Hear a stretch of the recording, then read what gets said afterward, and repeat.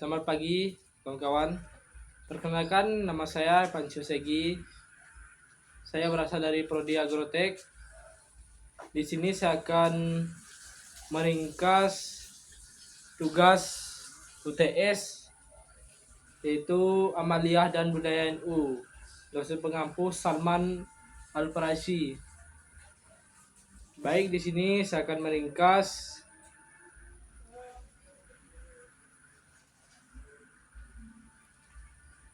yaitu sejarah diterimanya kehadiran Islam di Nusantara.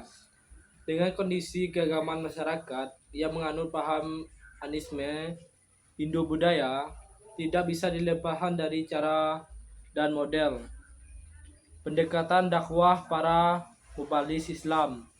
Kala itu yang ramah dan bersedia menghargai kearifan budaya dan tradisi lokal. Sebuah pendekatan dakwah yang terbuka dan tidak asipati terhadap nilai-nilai normatif di luar Islam, melainkan mengaktualisasikan dengan membenahi penyimpangan di dalamnya, memasukkan ruh-ruh keislaman ke dalam mutasisme. Maka lumrah jika di kemudian corak Amaliyah ditulis Muslim Nusantara, khususnya Jawa. Hari ini kita saksikan begitu kentalnya di mana diwarnai dengan tradisi dan budaya khas lokal seperti ritual semleta, kenduri, dan lain-lainnya. Yang kedua ada Amaliyah. Keagamaan seperti itu tetap diperhatikan karena Nalidin meyakini bahwa ritual Amaliyah yang bercorak lokal seperti hanyalah sebatas teknis atau bentuk luaran saja. Sedangkan yang menjadi substansi di dalam murni ajaran Islam, dengan ini kata ritual yang bercocok tradisional hanyalah sebungkus luar.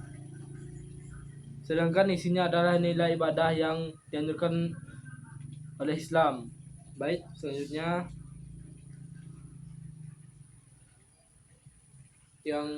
adalah pengertian Amaliyah NU.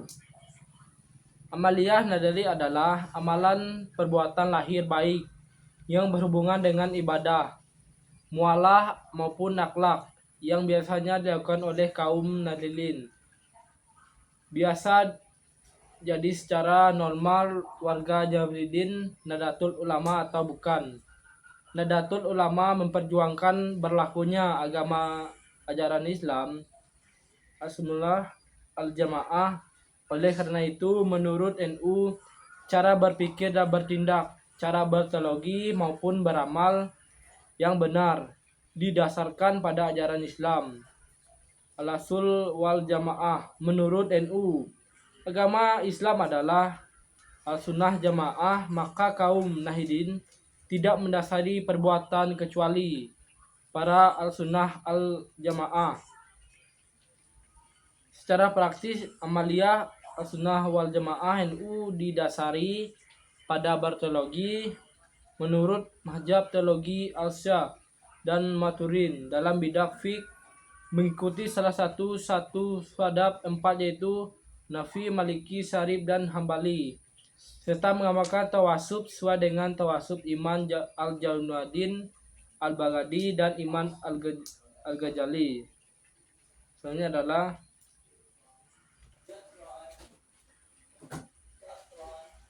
Tawasul. Tawasul adalah perantara, yakni Jamil Apadin menjelaskan bahwa yang dimaksud tawasul dengan para nabi dan orang-orang saleh ialah menjadikan mereka sebab dan perantara memohon pada Allah untuk mencoba tujuan pada hakikatnya. Allah adalah pelaku yang sebenarnya yang mengabulkan doa. Sebagai contoh, pisau tidak mempunyai kemampuan memotong dari dirinya sendiri karena pemotongan sebenarnya adalah Allah, dan pisang hanya sebagai penyebab yang alamiah berpotensi untuk memotong. Di sini adalah dalil tawasul. Hai orang-orang yang beriman, bertakwalah kepada Allah dan carilah sebuah perantara untuk sampai kepada Allah. Berjahilah dan di jalannya, mudah-mudahan kamu mendapat keuntungan. Baik, selanjutnya adalah ada tahlilan. Tahlilan adalah berkumpul melakukan tahlilan, merupakan tradisi yang diamalkan secara turut temurun oleh mayoritas umat Islam. Yang keempat adalah merayakan Maulid Nabi sebagai seorang muslim, mengungkapkan rasa syukur kegembiraan atas hikmat yang diterima adalah suatu keharusan. Yang ketiga adalah ziarah kubur. Pada masa awal Islam, Nabi melarang umat Islam melakukan ziarah kubur karena khawatiran umat Islam akan menjadi penyembahan kuburan. Setelah akidah umat Islam kuat, tidak ada kekhawatiran untuk perbuatan syirik, Nabi memperbolehkan untuk sahabat untuk melakukan ziarah kubur. Rasul bersabda. Yang kedua adalah zikir berjemaah. Membaca zikir dengan berjemaah sehabis menunaikan sholat maupun dalam momen tertentu seperti istighfar, tahlilan merupakan perbuatan yang tidak bertentangan dengan ajaran agama, bahkan termasuk perbuatan oleh agama.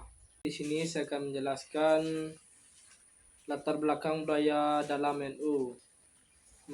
Mayoritas umat Islam di Indonesia bahkan di dunia adalah penganut aliran Al-Sunnah wal Jamaah. Ajaran Al-Sunnah wal Jamaah begitu berakar dan membumi dalam tradisi budaya dan kehidupan sehari-hari masyarakat Muslim Indonesia. Memang ajaran Aswaja bisa terwujud dalam manifestasi yang beragam di berbagai belahan dunia Islam. Cara hidup, kebiasaan, dan adat istiadat masing-masing keluasan dunia Islam yang berbeda, namun ada benang merah yang menyatukan semua adat yang berbeda itu. Ajaran Aswaja selalu menjauhi berbagai tradisi tersebut. Pasti ada ajaran Aswaja yang menjadi inspirasi pergerakan bagi para ulama dan kalangan terpelajar akan dengan mudah menangkap ajaran di balik tradisi keagamaan yang berbeda. Namun bagi sebagai kalangan awam mungkin agak sulit mereka lebih memahami praktek daripada abstrak.